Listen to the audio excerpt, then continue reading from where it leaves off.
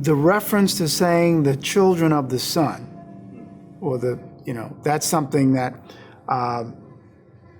ironically, in the 80s and 90s, that was used in a lot of Africa-centered or Afrocentric circles. We are the children of the sun.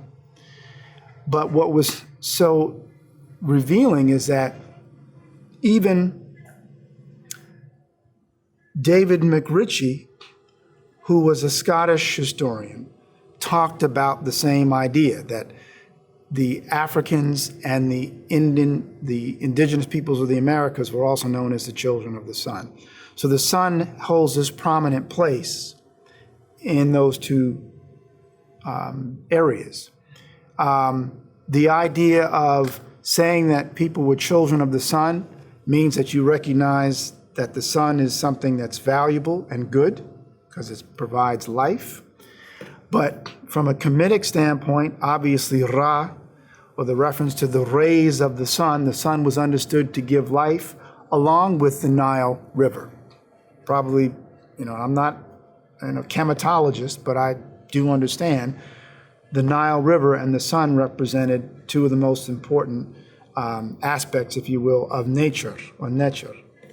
The connections between the Natchez Indians and elements of African culture are things that different anthropologists, like I think it was Wright, J. Leach Wright, who talks about those things.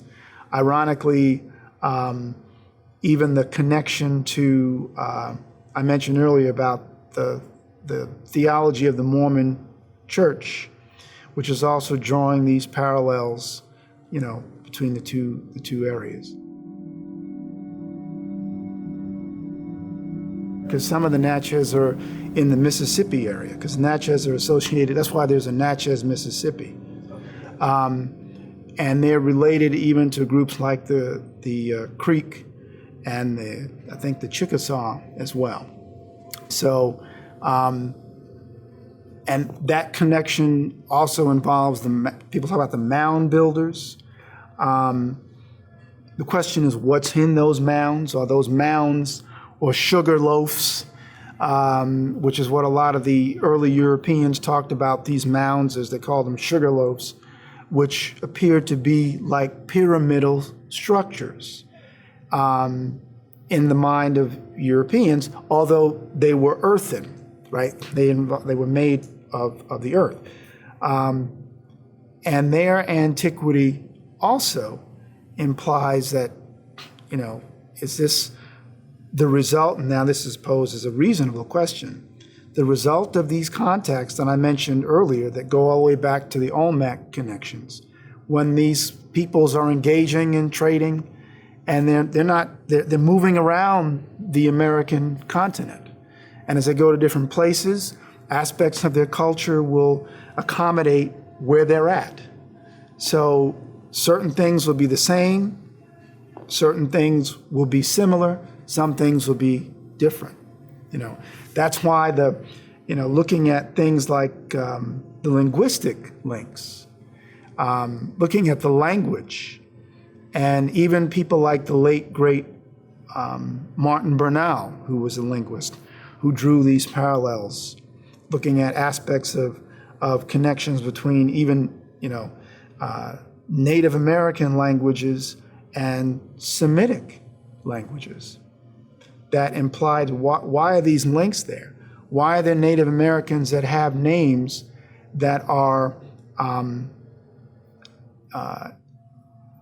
either Hebrew or Semitic in their sounds? Names preserved in the time of the Spaniards of several princes of this area, and this area is actually eastern Panama and northwest Colombia. Names like Dobida, Abe Beba, Aben Amici, Abreba, etc., seem to have a completely Moorish or biblical form. Now, this is coming from Brasseur de Bourbourg, who was writing in the 19th century. That was part of an 1861 study. So to have things like this coming from European scholars who recognize that these names don't sound foreign to names that you understand are from the East, right? That coupled with other things, with other evidence, collectively is what pushes the case, right? And then, as I mentioned before, Maravitine, Marabios, Morabita, these are Native American names that European anthropologists and linguists would find, and they're going, that's odd. Why do these indigenous people have these names? Maravitine, Marabios, it's in reference to the Marabouts or the Moabites. That's very odd, right? All of that, like I said, coupled with even references to the great expedition from Mali in the 14th century, where one of the Malian rulers, Abu Bakari II, who basically leaves with several hundred ships and sails for the Americas across the sea of fog and darkness, as some Arabic sources would call it. Well, why would he sail with so many ships unless he knew where he was going?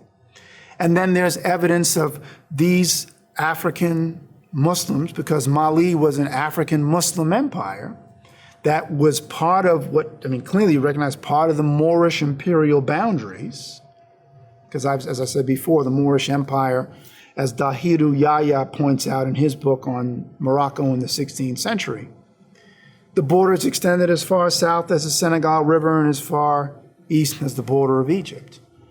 So finding evidence of an African Islamic presence and cultural elements, including names, shouldn't be a surprise given that. So if someone in the 18th century or the early 19th century is then coming into contact with Natchez Indians who have different things that don't look like they should be practiced here because they're more Eastern or Semitic, it goes back again to people drawing those parallels. Even William Penn, made correlations between some of the Indians that he met and Hebrew practices. And the tendency for most people is to just say these were fanciful arguments. They're making the argument that they're fanciful without looking at everything in detail.